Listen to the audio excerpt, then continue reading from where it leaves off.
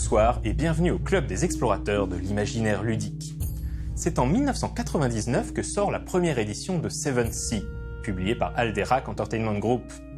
Créé par le prolifique auteur John Wick, Seven Seas a pour concept Swashbuckling and Sorcery, c'est-à-dire un mélange d'aventures de cape et d'épée et de sorcellerie. Le jeu reprenait le système du livre des 5 anneaux, et d'ailleurs comme ce dernier faisait simultanément l'objet d'un jeu de cartes à collectionner. Seven Seas sortira en français chez Asmodée sous le titre Les secrets de la 7e mer et connaîtra également une déclinaison au système D20 intitulée Swashbuckling Adventures. Et puis, au milieu des années 2000, Alderac décide finalement de mettre un terme à la gamme. En 2015, John Wick récupère les droits de son jeu auprès d'Alderac et met immédiatement en chantier une seconde édition qui sera financée par Kickstarter au début de l'année 2016. La campagne battra d'ailleurs tous les records pour du jeu de rôle puisqu'elle parviendra à lever plus d'1 300 000 $. De quoi financer une gamme complète.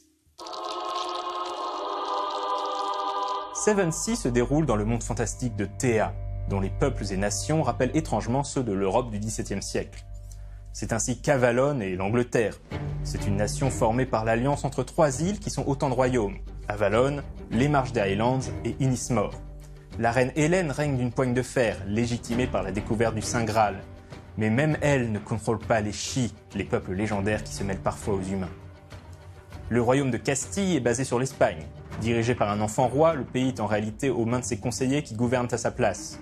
L'Inquisition est également très puissante, traquant ceux qui pratiquent la magie ou la science. Son plus grand rival politique et territorial est Montaigne, l'équivalent de la France. C'est une nation hédoniste qui est fière de sa culture, notamment magique, et qui défie ouvertement l'Église des prophètes. Son monarque absolu est l'empereur Léon Alexandre XIV, mais ses excès et caprices alimentent les flammes de la révolte au sein du petit peuple. Eisen correspond au Saint-Empire germanique, une nation très religieuse, opposée à l'utilisation de la magie et à la grande puissance militaire.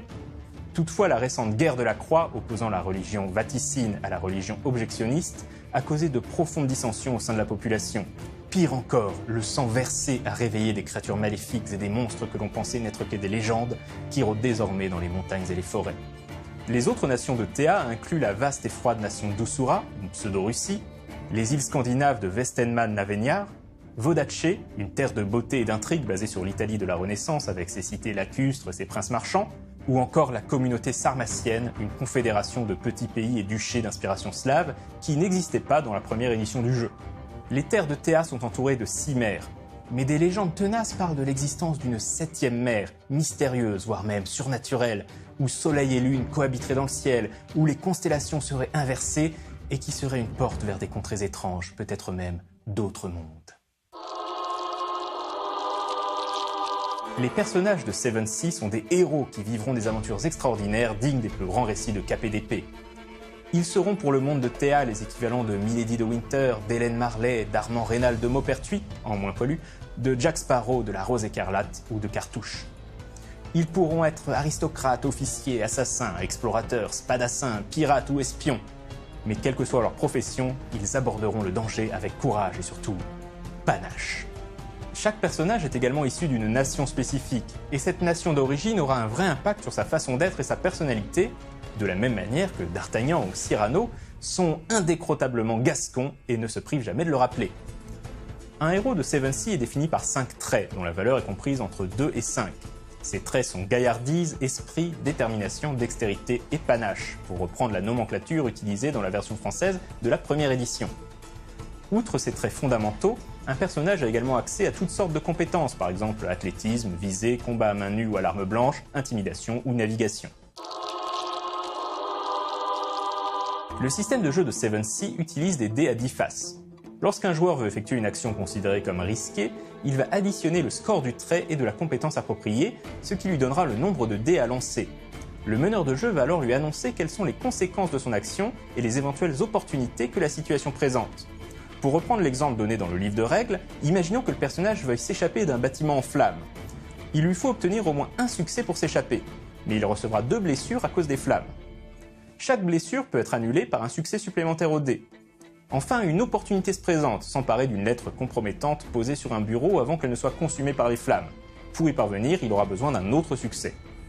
Le joueur additionne sa gaillardise et sa compétence athlétisme, ce qui donne un total de 6. Il lance donc 6 dés à 10 faces. Ensuite, il va regarder les résultats des dés et les combiner pour obtenir des scores de 10 ou plus. À chaque fois qu'il peut obtenir un 10, ça compte comme un succès. Par exemple, si ces dés donnent les résultats 10, 7, 5, 5, 2 et 2, il a 3 succès. Le dé qui a obtenu 10, les 2 dés qui ont obtenu 5, parce que 5 plus 5 égale 10, et les dés restants, 7 plus 2 plus 2, ce qui donne 11, un résultat supérieur à 10, donc encore un succès. Du coup, pour reprendre l'exemple du bâtiment en flammes, le joueur va devoir décider comment dépenser ses 3 succès. Un succès pour sortir du bâtiment, mais il devra décider s'il annule les 2 blessures mais laisse la lettre, ou bien dépense un succès pour récupérer la lettre, mais ne peut dans ce cas annuler qu'une seule blessure. Cette seconde édition de 7th est un vrai régal. Déjà parce que le financement participatif a permis à John Wick de produire des ouvrages somptueux. Comme vous avez pu le voir pendant l'émission, les illustrations sont vraiment magnifiques et tout en couleurs. Ensuite parce que l'univers a été remis à plat. Au fil des ouvrages parus, la première édition de 7th avait parfois pris des directions un peu étranges, qui de l'avis des fans cassaient parfois un peu l'atmosphère. 7th Second Edition revient aux fondamentaux mais enrichit le monde avec de nouvelles nations et de nouvelles idées. Enfin parce que le système de jeu, plus cinématographique que jamais, évite les règles compliquées pour encourager les joueurs à faire preuve d'audace et d'héroïsme. Bref, un jeu mythique est de retour à bon port avec une deuxième édition qui pour l'instant tient ses promesses avec panache. Quant à moi je vous dis à dans 2 semaines et d'ici là, jouez bien!